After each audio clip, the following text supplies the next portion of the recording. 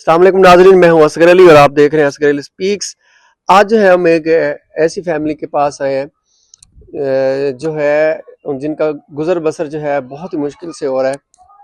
बाकी के हालात जो है उन्हीं से पूछते हैं कि वो अपनी ज़िंदगी की जो है वो किस तरह जो है इस इन दिनों में इस मुश्किल वक्त में किस तरह गुजार रहे हैं। आए उन्हीं से पूछते हैं। अस्सलाम वालेकुम बाजी, वालेकुम क्या सलाम। हाल है? बस शुक्र है अल्लाह का जो वक्त गुजरदा पिए वाह वाह सारे घर ता आटा कहनी न घी हुए।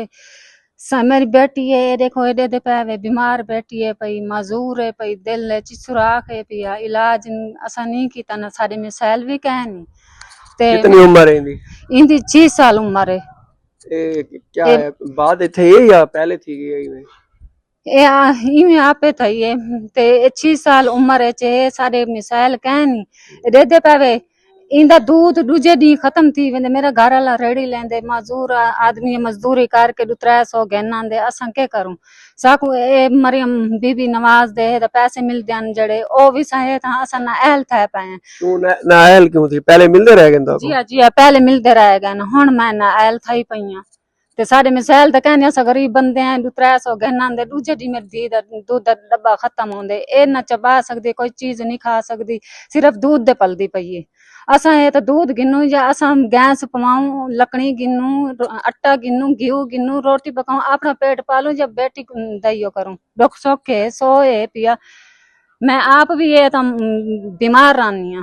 अच्छा इन्हां दा भाई बिया कोई कह नहीं ये कली कली बेटी है पई पर को बाली है बेटी। जी इंदा अब्बू क्या करें?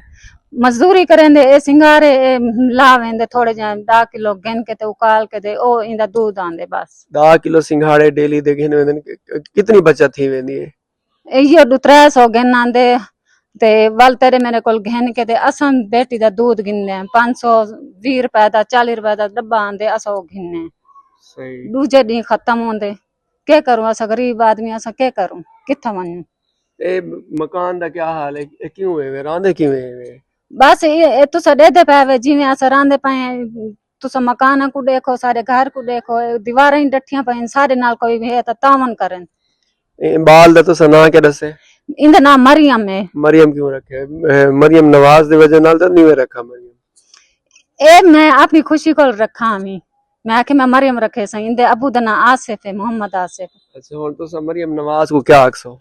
मैं मरियम नवाज को ये ता गाल करे सा मेरे नाल तावन करन ते मेरी बेटी नाल ही तावन करन इंदा कोई पैसा है ता भेजन ते मैं को भी अहल कीता वने ते सारे सारे नाल कोई है तो सारे घर दे मिसाइल बहु डोनन पे दे पे साको दीवारें पवा दे मकान भी कोई अच्छे सारा मीटर भी कहनी सारा घर दा मीटर कहनी असा गर्मियां च पहराने बिजली दा मीटर कहनी बिजली दा मीटर गैस वगैरह कहनी गैस भी कहनी सेवरेज भी कहनी असा बहु गंदे इलाके च पाए असा ना बिजली है ना गैस है ना सेवरेज है ए देते पे ए हालात इन पे ओ दे थापियां पईन गोबर पई असा इया बलेने वोट के को देने होने असा वोट ये इना को देने मरियम बाजी मरियम होना को दिते हैं भाई ये बनन पिछली हुकूमत आवे साडी अच्छी सुचे सी साडे किते तो वाला असा तो हुन है ता इना किते अच्छी सोची है थे ए साडे किते हुन गरीबां किते अच्छी सोचन।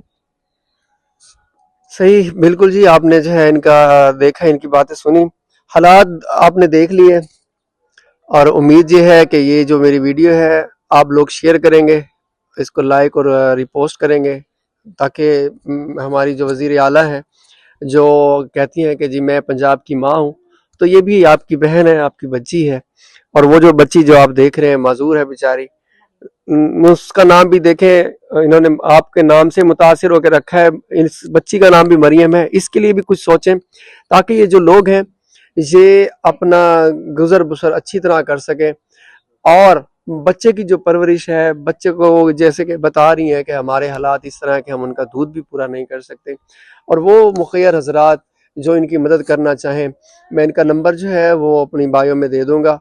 वो कोई भी जो है आप इनकी मदद करना चाहे तो वो इनके नंबर पे जो है, आपका जैज कैश बना हुआ है, नंबर है आपका जैज कैश इजी पैसा कोई है? जैज कैश है पिया सारा बनाया तो पैसे का डांग नहीं है सिर्फ असा अकाउंट रखा है। बाजी नंबर दसो नंबर ये दस जी इनका नंबर है 0302 8618 0302 861 8778। कोई भी जो है इनकी मदद करना चाहे तो इनके साथ रब्ता भी कर सकता है और इनके अकाउंट पे पैसे भी सेंड कर सकता है।